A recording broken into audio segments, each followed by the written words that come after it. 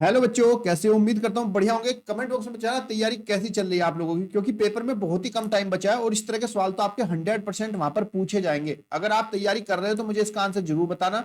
और अगर तैयारी तुम्हारी कम है तो भी चिंता वाली बात नहीं है, क्योंकि यहाँ पे मैं सोल्व तो कराने ही वाला हूँ। तो चलिए शुरू करते हैं। वीडियो को लाइक तो कर ही लिया होगा। क्वेश्चन को करने से पहले जरूरी है उसको ध्यान से समझना, वो पूछ के आ रहा है, उसमें दिया क्या गया आपको। क्वेश्चन है आपका x/25 is equal to 196/x। तो x का मान क्या होगा आपको ये बताना है। तो सबसे पहले आप क्या करोगे, यहां पर दिया हुआ है x/25 is equal to 196/x।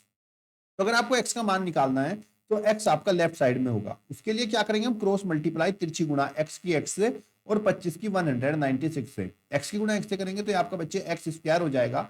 और यहाँ पर 25 की मल्टीप्लाई 196 से करेंगे तो हो जाएगा 25 इंटू 196। और इसकी तुम लोग पूरी गुणा मत करने लगना कि तुम यहाँ पे करो 196 इंटू 25, तो क्वेश्चन बहुत ज्यादा ही लेंथी हो जाएगा। आपको बस थोड़ा सा सब्र रखना है और गुणा नहीं करनी। अब हमें वैल्यू निकालनी है x की, लेकिन अभी हमारे पास आया वैल्यू आई है x स्क्वायर की। तो जब हम x की वैल्यू निकालेंगे, इधर से स्क्वायर जब भी हटाते हैं तो बच्चे इसके ऊपर लग जाता है हमारा अंडर रूट, तो ये हो जाएगा 25 इंटू 196। अगर आपको वर्ग और वर्गमूल याद है तो आपके लिए चुटकियों का सवाल है, और याद नहीं है तो कैसे इनको निकालते हैं वो मैं बताता हूं। देखो 25 जो होता है वो 5 का वर्ग होता है, और 196 196 आपका 14 का वर्ग होता है। तो हम गुणा करेंगे 14 की 5 से, तो 14 पंजे हो गए आपके 70। ऑप्शन नंबर आपका बी राइट आंसर। ये तो तब था जब आपको वर्ग याद थे, लेकिन अगर आपको वर्ग याद नहीं है तो आपको क्या करना है वो समझ लो। देखो यहाँ पे है 25, तो आपको 25 के अभाज्य गुणनखंड करने हैं, और 25 के गुणनखंड होते हैं 5 पंजो पंजो 25 और 5 एकम 5। तो ये जो हमारा 25 है, 25 की जगह पे लिख लेंगे हम 5 इंटू 5। उसके बाद जो आपकी दूसरी संख्या 196, इसके भी हम अभाज्य गुणनखंड कर लेंगे 196 के। कैसे करते हैं अभाज्य गुणनखंड देख लो। 2 × 18 बचा 1, यहाँ पे हो गया 16, 2 × 8 = 16 हो जाएगा। फिर 2 × 4 = 8, 2 × 18 और 49 को 7 7 49 और 7 एकम 7। 196 के जब हमने अभाज्य गुणनखंड करे तो ये आपके आए यहाँ पर 2 × 2 में 7 इंटू 7, 7 इंटू 7। अब अंडर रूट के अंदर जब भी कोई वैल्यू होगी जिसका हमें वर्गमूल निकालना है, उसके जो भी अभाज्य गुणनखंड होंगे, ध्यान रख लेना, दिमाग में डाल लेना इस बात को, उन अभाज्य गुणनखंड के हम जोड़े बनाएंगे।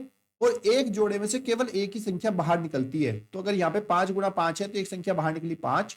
फिर यहाँ पे 2 का जोड़ा 1 है तो एक 2 बाहर निकल जाएगा, और यहाँ से एक 7 बाहर निकल जाएगा। 7 दूनी 14 पंजे 70, तब भी आंसर सेम ही आएगा। क्लियर बच्चे? कमेंट बॉक्स में बताना अगर इसमें कोई डाउट है तो मुझे जरूर पूछना। अगला क्वेश्चन हम और भी अच्छे तरीके से करने वाले हैं। एक शॉर्ट मेथड है और एक आपका एक्स मान के करने वाले। क्वेश्चन है, एक विद्यालय में 3/5 बच्चे लड़के हैं तथा लड़कियों की संख्या है 800। लड़कों की संख्या कितनी होगी ये आपको बताना है। तो आपको याद होगा, देखो ये अंश और हर है, न्यूमरेटर और डिनोमिनेटर है। ऊपर वाली संख्या को हम अंश बोलते हैं और नीचे वाली संख्या को हम हर बोलते हैं। इतना तुम्हें पता ही होगा।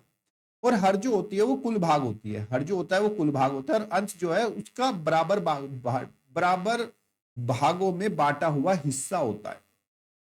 यानी कि अगर आपने इसके चित्र बनाए होंगे जब तुम छोटी क्लास में थे, मान लीजिए आपको मास्टर ने कहा 2/3 को दर्शाओ, कैसे दर्शाएंगे, तो आप कैसे करते थे, 2/3 को आप ऐसे दर्शाते थे कि नीचे जो आपका हर है उसने ही आप यहाँ पे खाने बना लेते थे, 3 खाने। और ऊपर है 2/3, तो ऊपर अगर 2 है तो 2 हिस्सों को आप रंगीन कर देते थे। इसका मतलब हो जाता था 2/3। ठीक है, इसका मतलब क्या होता था कि 3 में से 2 हिस्से हमारे कलरफुल है, और इस भाग को हम बोलते थे 2/3। अब अगर यहाँ पे इस चीज को हम क्वेश्चन के साथ रिलेट करें तो इसका मतलब क्या है, विद्यालय में 3/5 बच्चे लड़के हैं। 3/5 बच्चे क्या है, लड़के हैं। तो इसका मतलब क्या हुआ कि विद्यालय में जो टोटल बच्चे हैं वो है 5 भागों में। कितने भागों में है, 5, 1 2 3 4, और एक भाग हमने बना लिया। टोटल जो है 5 भागों में बच्चे हैं। उनमें से 3 भाग जो है वो लड़के हैं, यानी कि ये इसको हमें कलर कर दिया, इसको अलग कलर कर दिया, और इसको, तो 3 भाग क्या हो गए आपके, लड़के हो गए। और लड़कियों की संख्या है 800, यानी कि जो बचे हुए खाने हमारे बचे हैं, जो मैंने नीले रंग के बनाए हैं, ये दोनों खाने किसके हैं, लड़कियों के हैं, गर्ल्स के हैं। और ये जो टोटल गर्ल्स हैं वो कितनी है, 800 है। तो इसका मतलब हुआ कि 2 हिस्से जो है वो 800 के हैं। तो एक एक छोटा सा जो कॉर्नर है वो कितने का होगा, 800 का अगर हम 2 से भाग कर देंगे तो एक छोटा सा खाना हमारा 400 का हो जाएगा। और क्योंकि हमारा जो भिन्न होता है वो बराबर भागों में बटा हुआ होता है, तो उसका मतलब हर एक भाग इसका 400 400 का ही है। अब आपसे पूछा गया लड़कों की संख्या कितनी है, तो लड़कों कितने थे, लड़के यहाँ पे 3 खाने थे, और एक खान जो है आपको 400 का है, तो 3 खाने हो जाएंगे, 400 × 3 = 1200। ऑप्शन नंबर सी आपका राइट आंसर। क्योंकि मैंने तुमको समझाया लिख के, तो इसमें इतना टाइम लगा। जब आप इसको समझ में आ जाएगा तो आप इसको मन में भी कर सकते हैं। कैसे? देखो 3/5 भाग जो है बच्चे लड़के हैं, तो उसका मतलब हुआ 5 में से 3 भाग क्या है? लड़के हैं। तो उसका मतलब जो 2 हिस्से बचे वो किसके बचे? लड़कियों के बचे। 2 भाग लड़कियों के बचे, और जो कि 800 है। तो 2 भाग लड़कियों जो है 800 है, तो उसका मतलब एक हिस्सा जो है 800 को 2 से भाग करेंगे 400 का हो जाएगा। और 3 जो भाग हैं वो आपके लड़कों के हैं, तो एक भाग 400 के बराबर है, तो 3 भाग हो जाएगा 400 या 1200 के बराबर। ऑप्शन नंबर सी आपका राइट आंसर। दूसरा, आप इसी सवाल को एक्स की मदद से भी कर सकते हैं। एक्स की मदद से कैसे करेंगे वो समझ लो, क्योंकि मेरा एम है आपको सवाल को समझाना। कोई सा भी मेथड से करके उससे कोई मतलब नहीं है। मतलब इससे है कि पेपर में क्वेश्चन तुम्हारा बिल्कुल सही जाना चाहिए, वहां पे गलती नहीं होनी चाहिए। अब देखो, एक विद्यालय में 3/5 भाग बच्चे क्या है? लड़के हैं। तो लड़कियों की संख्या 800 है, तो लड़कों की संख्या कितनी होगी? तो आप इसको ऐसे भी मान सकते हो कि कुल विद्यार्थी माना कुल विद्यार्थी या कुल बच्चे हमारे क्या है? एक्स हैं। तो कुल बच्चे हमारे पास एक्स हैं। लड़के कितने हैं? 3/5 बच्चे क्या हैं? लड़के। तो यहाँ पे लिखो लड़के। लड़के कितने हैं? 3/5, यानी कि 3x/5 जो है वो हो गए लड़के, और लड़कियों की संख्या 800। तो बच्चे, कुल बच्चे तो हमारे एक्स हैं। एक्स में से अगर हम लड़कों को माइनस कर दे, 3x/5 को माइनस कर दे, तो हमारे पास क्या बचेंगी? लड़कियां बचेंगी। और लड़कियां उसने दे रखी है हमें 800। यहां से हम इसको हल करेंगे, बटे में 1 लगा लेंगे, एलसीएम ले लेंगे, या फिर तिरछी गुणा 5 की गुणा x से करेंगे 5x, और 1 की गुणा से 3 से करेंगे 3x, और बटे में 5 बराबर आपका हो जाएगा 800। 5 में से 3 गया आपका बच्चे 2x/5 बराबर कितना हो गया आपका? 800। और यहां से x का मान निकालेंगे, तो जो x के साथ संख्या नीचे बटे में होती है वो ऊपर जाती है, और जो ऊपर होती है वो नीचे। इसको तिरछी गुणा बोलते हैं। तो ये हो जाएगा 800 गुणा 5 भाग 2 करेंगे, 2 × 800, तो कितना हो गया? 40, और 40 पंजे 200, तो x बराबर कितना हो गया आपका बच्चे? 200। और x क्या था? x थे टोटल बच्चे, तो टोटल बच्चे हमारे पास कितने आ गए हैं? 200। अब हमें तो बताने लड़के कितने हैं। तो बच्चे 800 तो लड़की थी ना, और टोटल बच्चे हैं 200, तो लड़के कितने हो जाएंगे? 800 लड़कियां थी, और बच्चे कितने आए टोटल हमारे पास?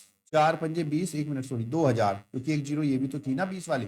तो टोटल बच्चे हुए हमारे पास 2000। तो 2000 में से हम 800 को माइनस कर देंगे, क्योंकि टोटल बच्चे आ गए 2000, हमने एक्स को 2000 माना था। लड़कियां थी 800, 2000 में से 800 को हमने घटाया, तो भी हमारे पास 1200 लड़के ही आ जाएंगे। ऑप्शन नंबर सी आपका राइट आंसर। क्लियर बच्चों? समझ में आया? मुझे कमेंट बॉक्स में जरूर बताना। मैंने आपको तीनों मेथड बताए, और कौन सा मेथड आपको अच्छा लगा ये भी मुझे कमेंट बॉक्स में जरूर बताना। अगला पर्सन देखो क्या कह रहा है आपको। ये भी अच्छा सवाल है, और कई बार ये पूछा भी गया पेपर में अलग अलग रूप में बदलकर। पक्षियों का एक झुंड है, इसमें 1/4 पक्षी जो है उसके झुंड के वो नदी के किनारे चले गए हैं। 1/5 भाग जो है पक्षियों का वो अपने घोंसले में चला गया है, और बचे हुए जो 22 पक्षी हैं वो भोजन लेने की तलाश में घूम रहे हैं। तो बताओ घोंसले में कुल कितने पक्षी? तो आप इसको एक तो ऐसा कर सकते हो कि माना कुल पक्षी, जो टोटल पक्षी है वो आपके एक्स हैं संख्या में। नदी किनारे कितने गए? नदी किनारे, और नदी किनारे जो यहां से पक्षी गए हैं वो 1/4 गए हैं टोटल पक्षी का। तो टोटल पक्षी हमारे एक्स हो गए। एक्स का 1/4 निकालेंगे तो x/4 पक्षी चले गए नदी के किनारे, और झुंड के 1/5 भाग पक्षी घोंसले में। अब बात करते हैं घोंसले वालों की। तो घोंसले में कितने हैं? झुंड के 1/5, यानी कि x/5 पक्षी जो है वो कहाँ है? कहाँ पे? 1/5 पक्षी घोंसले में है। और बाकी बचे, बाकी जो शेष हैं वो भोजन लेने के लिए इधर उधर गए हैं, जो कि 22 पक्षी है। अब अगर हम इस पर्सन के अनुसार बात करें, तो टोटल पक्षी हमारे पास एक्स थे। एक्स में से नदी किनारे चले गए x/4, ये माइनस कर दिया। फिर उसमें से भी बचे हुए जो घोंसले में है वो x/5 है, इसको भी माइनस कर दिया। अब टोटल पक्षी एक्स थे, एक्स में से नदी किनारे वाले को माइनस किया, घोंसले वाले को माइनस किया, और बाकी जो बचे, यानी कि इसमें से इसको घटाया फिर इसको घटाया, बाकी जो बचेंगे वो 22 के बराबर हो जाएगा। और ये 22 पक्षी लिए गए थे भोजन। अब हम इसको हल कर सकते हैं, बटे में लगा लो 1। इन सबको हम हल करेंगे। 4, 5, 1 का लैस ले लेंगे। 4, 5, 1 का एलसीएम होता है आपका 20। तो 1 के पहाड़े में 20 आता है 20 बार, तो 20 ही कम 20, ये आपका 20x आ जाएगा। 4 के पहाड़े में जो एलसीएम 20 है वो 5 बार आता है, 4 पंजे 20, तो ये बच्चे आपका 5x हो जाएगा। और 5 के पहाड़े में एलसीएम 20 जो है वो 4 बार आता है, तो 5 चौक 20, ये आपका 4x हो जाएगा। बराबर में हम लिखेंगे 22।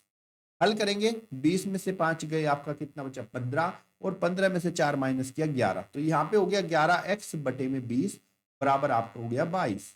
ठीक है बच्चे?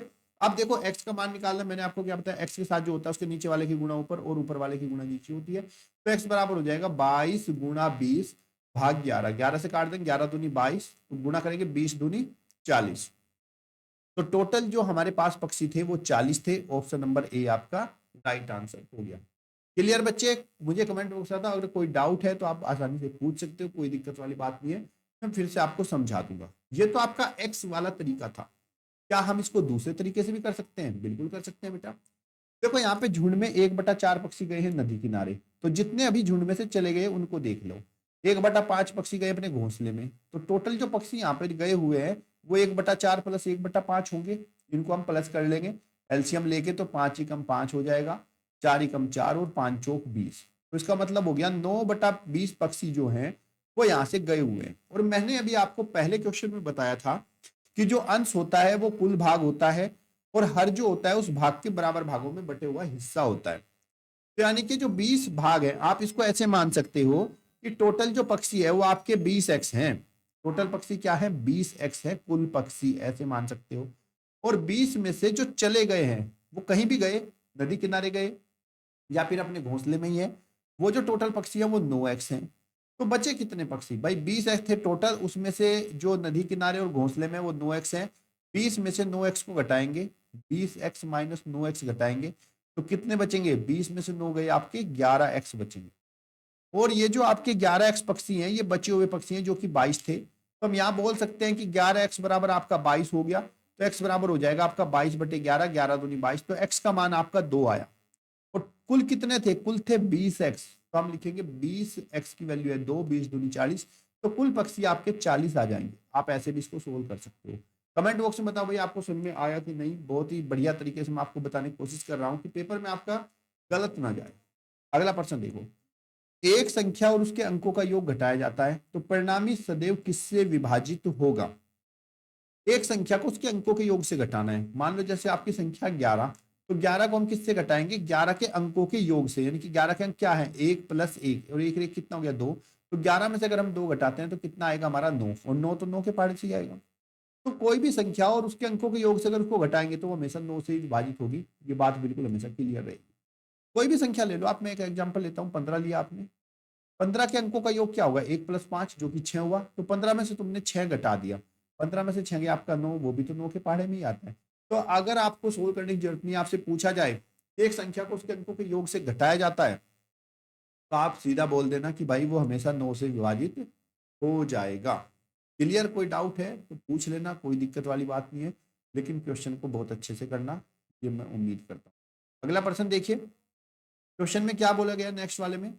जोसेफ ने एक परीक्षा में अमित से 8 अंक कम पाए, जबकि कुमार ने अमित से 12 अंक अधिक पाए, और यदि उनके कुल प्राप्तांक 205 है तो जोसेफ के प्राप्त अंक कितने होंगे, हमें ये बताना। तो यहाँ पे एक बात समझो, 3 लड़के हैं यहाँ पे, एक है अमित, एक है जोसेफ, और एक है आपका कुमार। अब तीनों का कंपेयर अमित के नंबर से किया गया है। आप देख लो, जोसेफ ने परीक्षा में अमित से 8 अंक कम मिले, और जबकि कुमार को अमित से 12 अंक अधिक मिले। तो हमें क्या करना है? अमित के अंकों को मानना है कि भाई अमित ने x अंक आए अमित के। तो जोसेफ को परीक्षा में अमित से 8 अंक कम मिले थे, तो जोसेफ को मिले x-8 नंबर, और जबकि कुमार को अमित से 12 अंक अधिक मिले, तो अमित को मिले थे x, तो कुमार को x से 12 ज्यादा मिल गए। अब आपसे पूछा गया है कि जोसेफ के अंक कितने होंगे, जोसेफ के अंक बताने हैं, जबकि इनके कुल प्राप्तांक यानी कि तीनों के नंबर का जो योग है, अमित का, जोसेफ का और कुमार का, तो तीनों के अंकों का प्राप्तांक जो है वो 205 है। इसकी मदद से हम पहले x का मान ज्ञात कर लेंगे। अमित को मिले x, जोसेफ को मिले x-8, और कुमार को मिले x+12, बराबर कितना हो गया आपका? 205। इसको हल करेंगे, x x x कितना हो गया भाई आपका? 3x, और 12 में से 8 गए, प्लस के 4 बचे, बराबर 205। तो ये आपका 3x बराबर 205, और ये 4 प्लस है इधर आकर माइनस हो जाएगा, तो 3x बराबर हो जाएगा आपका 201। इसको हल करेंगे, x बराबर 201/3, 3 छंग 18 और 3 सत्ते 21, x का मान आ गया 67। किसका पूछा? जोसेफ का। जोसेफ का था x-8, तो 67 में से 8 माइनस कर देंगे, 17 में से 8 गया 9, और यहाँ पर 5, तो उसके आए 59 मार्क्स। ऑप्शन नंबर सी आपका राइट आंसर। क्लियर बच्चे? मुझे कमेंट बॉक्स में बताना आपको ये क्वेश्चन समझ में आए कि नहीं आए, क्योंकि इसी तरह के क्वेश्चन आपके पेपर में पूछे जाते हैं। अलग अलग मेथड से समझाने की कोशिश करिए, जिससे आप लोग पेपर में कोई गलती ना करो। तब तक के लिए धन्यवाद। जय हिंद, जय भारत। फॉलो कर लेना और लाइक कर लेना।